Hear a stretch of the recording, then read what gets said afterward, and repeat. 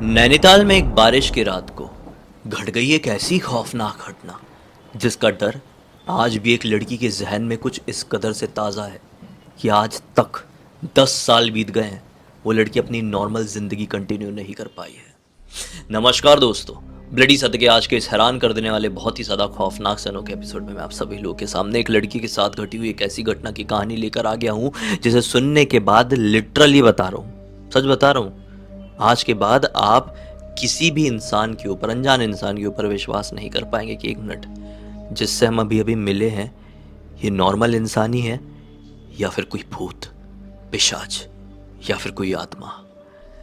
दरअसल ये जो घटना है प्रिया नाम की लड़की के साथ घटी थी, लेकिन प्रिया की जिंदगी में आने से पहले हमको कहानी के बैकग्राउंड को समझना पड़ेगा। ये समझना पड़ेगा कि दिल्ली में रहने वाली एक साधारण सी प्रिया क्यों नैनीताल में पहुंच गई, उस रात में अकेले कैसे हो गई।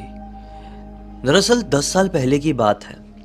दिल्ली के एक पेइंग गेस्ट रूम में 5 लड़कियां बड़ी खुशहाली से अपनी जिंदगी काट रही थी। इसी साल वो ग्रेजुएट हुई थी और अभी यहां पर रहकर इंटरव्यूज दे रही थी। इन्हीं 5 लड़कियों में एक लड़की थी सोनल नाम की। सोनल एक लड़के से बहुत ज्यादा प्यार करती थी, पढ़ाई लिखाई में भी अच्छी थी, अपने करियर के प्रति भी बहुत ज़्यादा समर्पित थी और अपने प्यार के प्रति भी।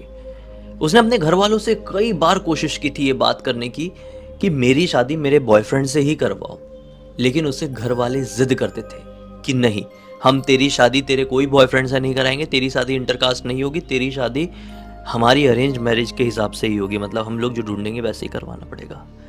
लेकिन सोनल उससे बहुत प्यार करती थी और काफ़ी समय हो गया था दोनों को एक साथ टाइम स्पेंड करते हुए। काफ़ी ज़्यादा परेशानियों का सामना करना पड़ रहा था दोनों को अपने घर वालों को मनाने के लिए। दरअसल क्या है ना कि ये जो सोनल थी इसकी 4 रूममेट्स में से ही एक थी प्रिया। प्रिया सोनल से बिल्कुल बहन जैसा प्यार करती थी। सिर्फ प्रिया ही नहीं बल्कि बाकी की 3 रूममेट्स भी। पिछले 3-4 साल से ये सब साथ में रह रही थी और रिश्ता बहुत पक्का हो गया था। किसी को भी किसी भी चीज की जरूरत पड़ती थी ना इन 5 में, तो बाकी की 4 हमेशा उसके साथ खड़ी रहती थी। अब एक बार की बात है, जो मैं बात कर रहा हूँ, बारिश का टाइम था और शादी का सीजन जस्ट कंप्लीट ही होने वाला था। सोनल तो लगी रहती थी अपने घर वालों से कि मेरी शादी उसी से करवा दो, उसी से करवा दो। कि बारिश के टाइम पे उसे घर वाले रेडी हो जाते कि ठीक है, अगर तेरा इतना ही मन है तो चल हम उससे शादी करा देते तेरी, लेकिन हम लोग अपने गाँव में नहीं कराएंगे, तेरी शादी हम लोग नैनीताल में कराएंगे। तो बहुत खुश हो जाती है, बहुत ज़्यादा, क्योंकि नैनीताल इनका पुश्तैनी गांव था। मतलब देखा जाए तो ये वहीं के रहने वाले लोग थे और काफ़ी समय पहले, मतलब जब सोनल का जन्म हुआ था ना, तब सोनल के परिवार वालों ने और सोनल ने नैनीताल छोड़ दिए थे और देहरादून में शिफ्ट हो गए थे। तो बहुत ज़्यादा खुश हो गई कि यार इससे ज़्यादा अच्छी बात क्या हो सकती है। उसने जब ये खुशखबरी अपनी रूममेट्स को बताई तो उसकी रूममेट्स भी उछल पड़े, कब है शादी। तो बस पंडित जी ने कुछ ही टाइम में बता दिए ये मुहूर्त है। तो जब तक तो सोनल यहीं थी जब तक मुहूर्त नहीं निकला था। अब शादी से कट टू लगभग 15 दिन पहले वो अपने देहरादून पहुंच गई। बाकी की 4 लड़कियां यहीं पर थी। सोनल ने अपनी फ्रेंड्स को फोन करी और बोली कि देखो, नैनीताल हमको इस तारीख को निकलना है और तुमको भी चलना है। पढ़ाई वढ़ाई तो है नहीं, सिर्फ इंटरव्यूज ही दे रहे हो, बाकी के पहले इंटरव्यू दे के रहो, कॉल वाल आना होगा, शादी में रहोगे तब भी आ जाएगा।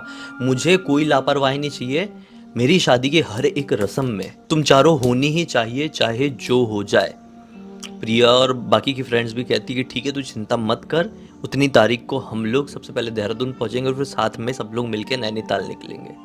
तो बस डिसाइड की हुई डेट में, जो कि शादी से जस्ट 3 या 4 दिन पहले की थी, 4 दिन पहले की, ये बाकी की लड़कियां देहरादून सोनल के घर पर पहुंच जाती है। बहुत खुश होती है सोनल भी, क्योंकि उसकी जिंदगी का सबसे बड़ा दिन था और जितने लोगों को वो चाहती थी अपनी लाइफ में सब उसके आसपास थे। अगले ही दिन ये लोग नैनीताल के लिए निकलते हैं।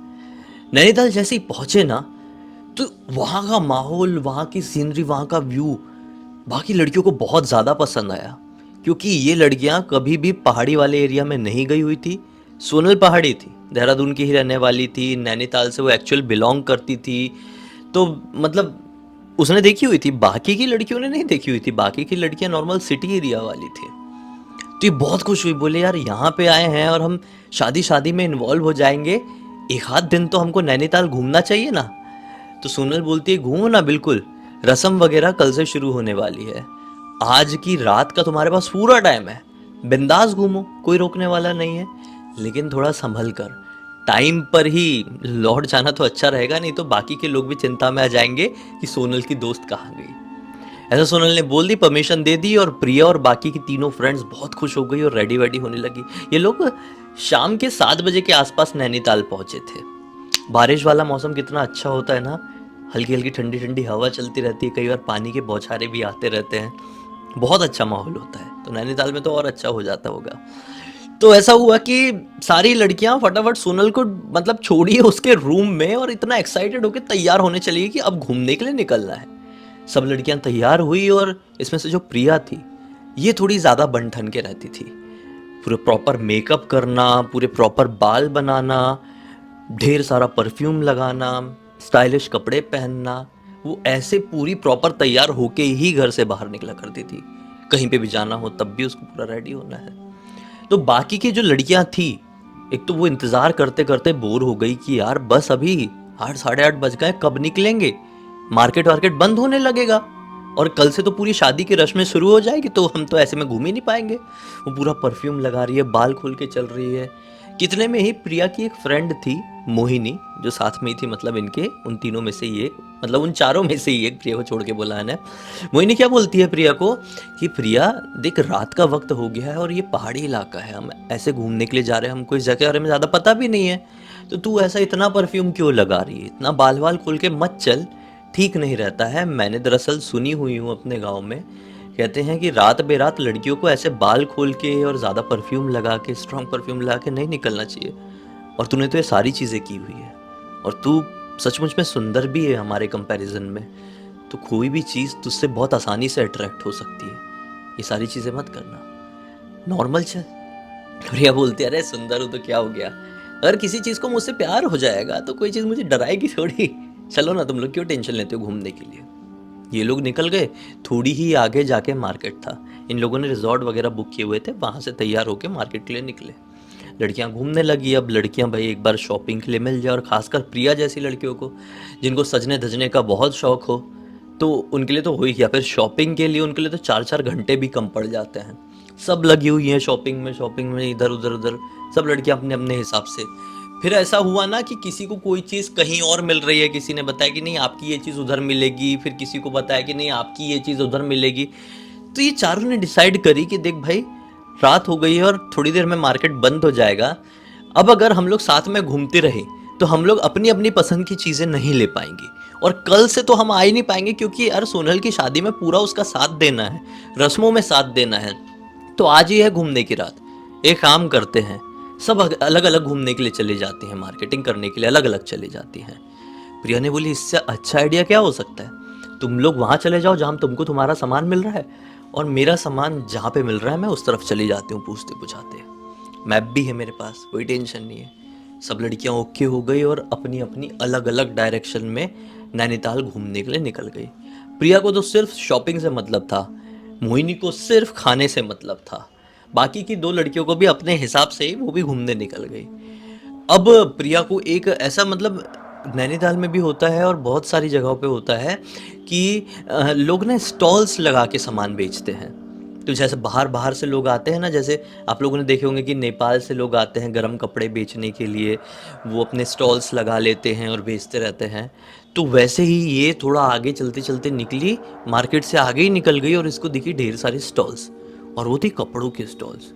इसने बोली, यार वाह यार, मतलब कुछ ही टाइम में ठंड आने वाली है और यहाँ पे ढेर सारी स्टॉल्स लगी हुई हैं, अच्छे अच्छे गर्म कपड़े। नैनीताल से बेस्ट जगह कौन सी हो सकती है गर्म कपड़े खरीदने की, सस्ते कपड़े मिल जाएंगे, मैं यहाँ से खरीदती हूँ। वो एक एक करके कपड़े देखना शुरू कर दी। देखते देखते देखते देखते इतना टाइम निकाल दी कि पता ही नहीं चला, बहुत टाइम निकल गया। फिर अचानक से जोर के बादल गरजे, घड़ घड़ घड़ घड़ घड़ घड़ घड़ घड़, और जितने भी स्टॉल्स खुले हुए थे उनके बीच में अफरा तफरी मच गई। अरे चलो चलो जल्दी सामान उठाओ, जल्दी सामान उठाओ। तो ये रुक के देखने लगी कि अरे ऐसा क्या भाग दौड़ी मचा रहे हैं भाई, सिर्फ बादल ही तो गरज रहे हैं। ये बोलने लगी, आप लोग बंद कर रहे इतनी जल्दी? बोले नहीं नहीं, ये हमारे बंद करने का टाइम नहीं है, लेकिन देखो बादल बहुत जोर से गरज रहे हैं और बहुत तेज बारिश पड़ने वाली है, ऐसा समझ में आ रहा है। भाई बारिश हो गई तो हमारी कोई ऐसी एसी दुकान जैसी थोड़ी है, हम खुले में लगा के रखे हुए, हमारे सारा सामान भीग जाएगा। हम निकल रहे हैं, आप भी निकलिए, मौसम बिगड़ रहा है। अब इसने टाइम देखी, बाप रे टाइम तो सचमुच में ज़्यादा हो गया था, लगभग 10:15 10:30 का टाइम हो गया था। इसने मोबाइल में देखी, बैटरी भी डाउन थी। इसने बोली मुझे भी निकलना चाहिए। जोर की हवाएं चलने लगी। कुछ ही मिनटों में जितने भी स्टॉल्स थी, उन सभी स्टॉल्स वालों ने अपनी अपनी गाड़ी में अपना सामान लादा और तेजी से निकल पड़े। और ये देखती रह गई कि मैं भी निकलूं। ये कंफ्यूज इसलिए हो गई थी कि निकलूं तो कहाँ निकलूं, मैं किधर चलते चलते आ गई यार। और हवा इतनी तेज चल रही थी ना, तूफान इतना तेज था कि क्लियरली कुछ देख पाना पॉसिबल नहीं था, धूल वूल भी उड़ रही थी। तो इस चीज के भी इंतजार में थी, थोड़ी तो हवा कम हो तब तो मैं आगे बढ़ूं। इतने में ही उसका मोबाइल टुणुंग टुणुंग टुणुंग बजा और मोबाइल स्विच ऑफ। अरे यार बैटरी पूरी तरीके से चली गई, रोड भी पूरी तरह से सुनसान, तेज हवा चल रही है। अब इसने सोची कि मुझे धीरे धीरे करके ही जो रास्ता समझ में आ रहा है वहां पे बढ़ना पड़ेगा, नहीं तो यहाँ पे जोर का तूफान, एक तो पहाड़ी एरिया है, लैंडस्लाइड के बारे में बहुत सुनी हुई हूँ, पता नहीं है नैनीताल में होता है कि नहीं होता है, लेकिन सुनी तो हुई हूँ पहाड़ी इलाकों में होता है। और बारिश हो गई तो मैं तो फंस गई, मोबाइल भी बंद हो गया है। ये एक रास्ता देखा, उस रास्ते में बढ़ने लगी।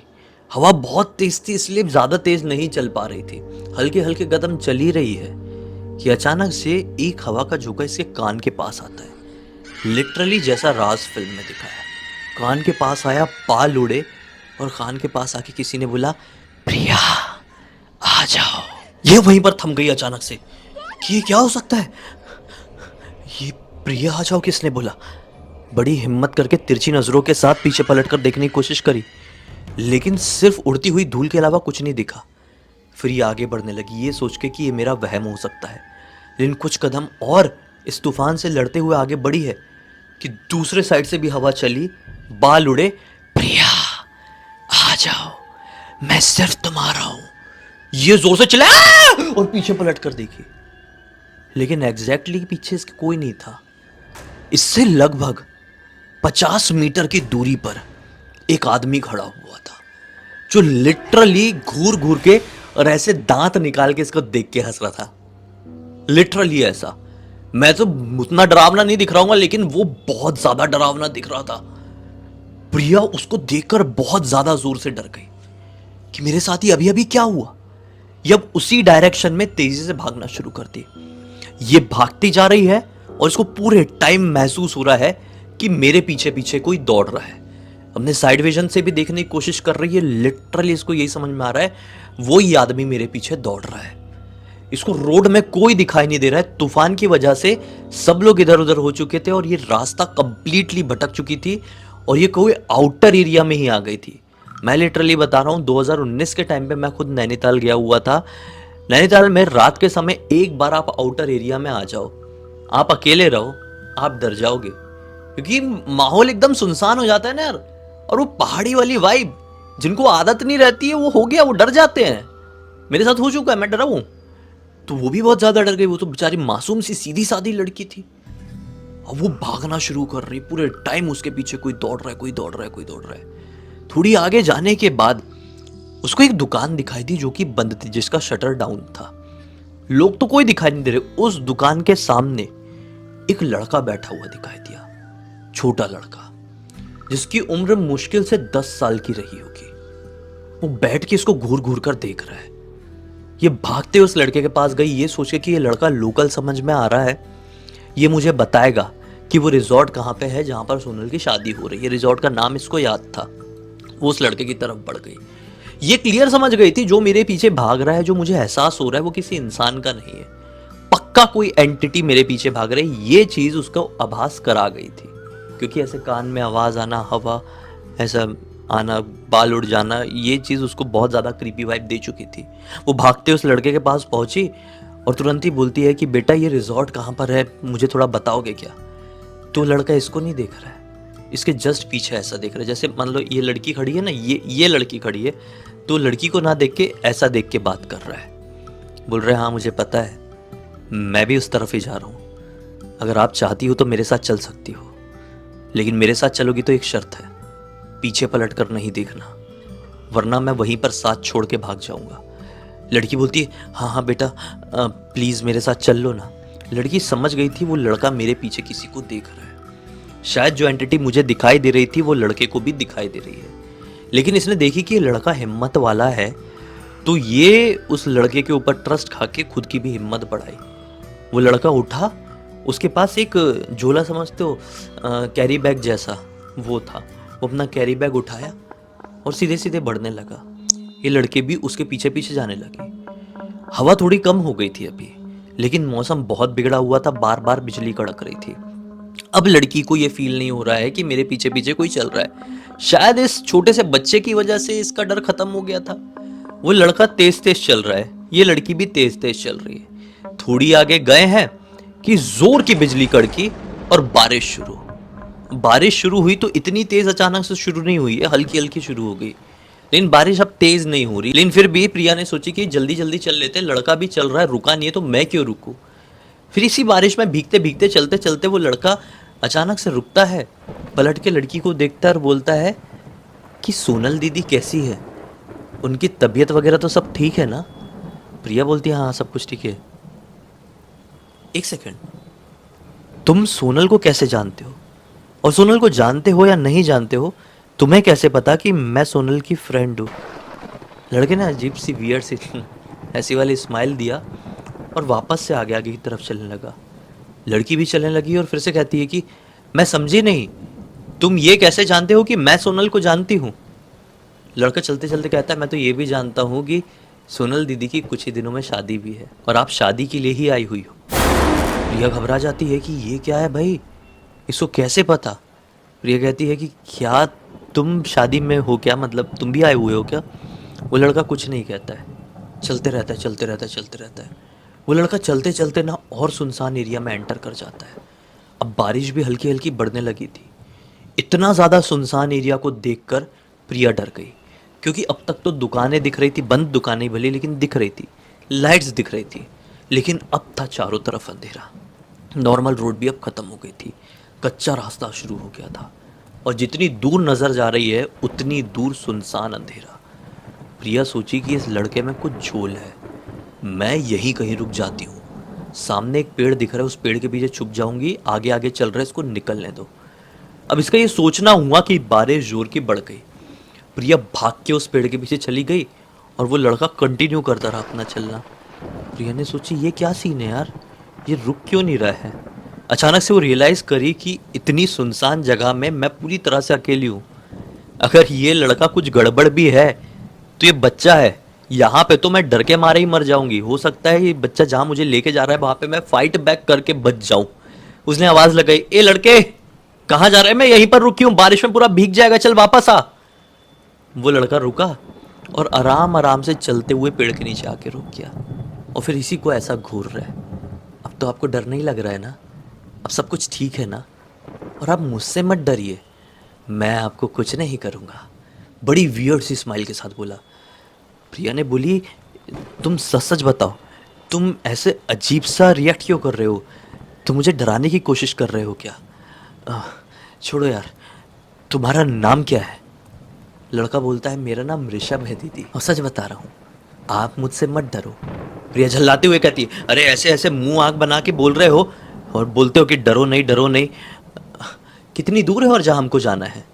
लड़का बोलता है बस थोड़ी सी आगे, मैं आपको शॉर्टकट से लेके आया हूँ ना, रोड से लेके आता तो और चलना पड़ता।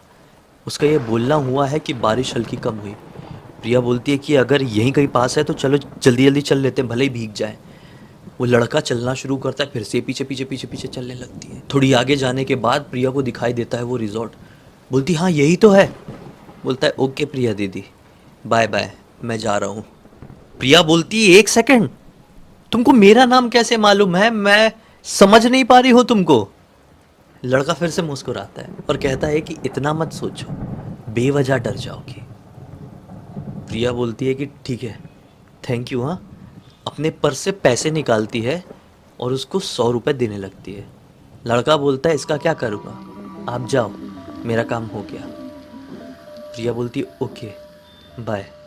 पर्स में रखती है 100 रुपये और रिजॉर्ट की तरफ बढ़ने लगती है। सोचने लगती है कि बड़ा अजीब लड़का था यार, शादी का भी नहीं था, ये मुझे जानता कैसा था, सोनल को कैसे जानता था, मुझे सेफली लाकर यहाँ पर छोड़ दिया। एक बार उसको बुलाती तो हूँ अंदर, खाना पानी के लिए पूछ लूँगी। पलटी है, लड़का पीछे से गायब। दूर दूर तक सिर्फ सुनसान चलती हुई हल्की हल्की हवा, हल्की हल्की बिजली। बहुत डरावना वाइब दी। प्रिया घबराई और दौड़ते हुए सीधे अंदर गई। अब प्रिया भागते हुए जैसे अंदर पहुंची तो क्या पाई, प्रिया और बाकी की 3 फ्रेंड जिस रूम में रुकी हुई है उसी रूम में सोनल भी आई, मतलब दुल्हन भी आई, और इसका इंतजार कर रहे थे सब लोग कि कहाँ चली गई, कहाँ चली गई। मोबाइल स्विच ऑफ हो गया। ये घबराई घबराई यहाँ पर भागकर आई तो सोनल ने तुरंत पूछी कि कहाँ चली गई थी, मौसम बिगड़ गया था, बारिश हो रही थी और ऐसा क्या हाल हो गया तेरा। तो अब प्रिया ने पूरी की पूरी बात सोनल को और अपने फ्रेंड्स को बताई। सोनल ये सुन के बिल्कुल ब्लैंक, बिल्कुल मतलब चेहरे की रंगत उड़ गई। प्रिया बोलती है कि ये जो कुछ भी हुआ है मेरे साथ हुआ और मैं आ गई बच के, तो इतना टेंशन क्यों ले रही है, कल तेरी शादी है। सोनल बोलती है वो सब तो ठीक है, लेकिन तूने उस लड़के का नाम नहीं पूछी क्या। प्रिया बोलती पूछी ना, बताई तो, ऋषभ नाम बताया। सोनल बोलती है ठीक है, थोड़ी सी ऐसा शॉक्ड वाला रिएक्शन दी और बोली ठीक है। शादी वादी हो गई, सब कुछ हो गया, सब नॉर्मल, सब विदाई विदाई होके सब अपने अपने घर। अब कट टू 3 महीने बाद प्रिया को सोनल अपने घर पे इनवाइट करती है, अपने नए घर पे, अपने पति के घर पे, कि बोलती है कि भाई मिलने आ, मैं दिल्ली में ही रह रही हूँ, मेरे पति ट्रांसफर होके दिल्ली में ही आ गए हैं, यहाँ पे रहती हूँ। प्रिया बहुत खुश हो गई, सोनल के घर पर पहुंची और फिर से उसी रात की बात निकली जिस रात को प्रिया नैनीताल में ऐसा ऐसा फंस गई थी और उसको वो बच्चा मिला था जो बचा के रिजॉर्ट तक लेके आया था। प्रिया बात बात में बोल पड़ती है कि हाँ सोनल, उस रात को जब मैंने तुझे बताई थी तो तू रुक गई थी, मैंने भी तेरे से फिर आगे नहीं पूछी क्योंकि तेरी शादी थी, मैं किसी तरह का टेंशन का कारण नहीं बनना चाहती थी। तू उस लड़के के बारे में इतना सुन के शॉक्ड क्यों हो गई थी। सोनल बताती है कि प्रिया तू मेरी बात के ऊपर विश्वास नहीं करेगी, तो जानती है हम नैनीताल में ही रहते थे और मेरे जन्म के बाद हम लोग यहाँ पर शिफ्ट हुए थे। दरअसल बात यह है कि मेरे से पहले मेरा एक बड़ा भाई भी था मम्मी पापा को, और वो नैनीताल में एक एक्सीडेंट में ख़त्म हो गया था। उसका नाम भी ऋषभ ही था। 1 मिनट, मेरे पास एल्बम है, बचपन की फ़ोटोज़, मैं तुझे फ़ोटो दिखाती हूँ। कहीं ऐसा तो नहीं है कि वो ऋषभ ही था जो तुझे बचाने के लिए आया था। प्रिया भी शॉक्ड, दिखा दिखा दिखा। वो फटाफट गई, एल्बम खोली, जैसे ऋषभ की फोटो दिखाई है प्रिया वहीं पर लिटरली ये रिएक्शन था, लिटरली। मेरे ऊपर देख के अजीब लगा होगा लेकिन आप सिचुएशन के हिसाब से देखो, यही था सोनल, यही लड़का था उस रात। इस लड़के को मैं कभी नहीं भूल सकती क्योंकि इसने मेरी जान बचाया था। सोनल भी बस वहीं पे अपनी आंखें नम कर ली क्योंकि एक्चुअल में सोनल का भाई ऋषभ, जिसकी मृत्यु काफी पहले ही हो गई थी, वो उसकी फ्रेंड को बचाने के लिए आया था। और शायद इसलिए आया था क्योंकि उस रात को प्रिया को कुछ हो गया रहता तो सोनल की शादी में और भी ज्यादा प्रॉब्लम्स आती। दरअसल सीन ये था ना, जब कभी भी सोनल को जिंदगी में कोई भी प्रॉब्लम, कठिनाई आती थी ना, तो उस प्रॉब्लम से अपने आप बाहर निकल जाती थी, अपने आप। ऐसा लगता था कि कोई तो एनर्जी उसको प्रोटेक्ट करती है। सब कहते थे सोनल तेरे साथ कोई एंजल गार्जियन या गार्जियन एंजल ऐसा कुछ बोलते हैं ना, वो है जो तेरी हमेशा रक्षा करता है। लेकिन कभी सोनल समझ नहीं पाती थी कि कौन ऐसा एंजल गार्जियन है जो मुझे बताता है हर चीज़ से, हर बुरी चीज़ से मुझे बाहर निकाल देता है। आज सोनल को समझ में आया, कोई और नहीं, मेरा सगा बड़ा भाई था जिसकी शक्ल मैं ज़िंदगी में देख भी नहीं पाई थी, जो मेरे आने से पहले ही भगवान के पास चला गया था, या फिर मेरे लिए ही भगवान बनकर यहीं पर रह गया। इस पूरी पूरी घटना की जानकारी मुझे किसी और ने नहीं बल्कि खुद प्रिया ने लिख कर भेजी। प्रिया ने यह बताई कि आज तक मैं उस रात को भूल नहीं पाई हूँ। अब लिटरली मुझे अंधेरा से फोबिया हो गया है, किसी भी अनजान इंसान से बात नहीं कर पाती हूँ, इंट्रोवर्ट सी बन गई हूँ।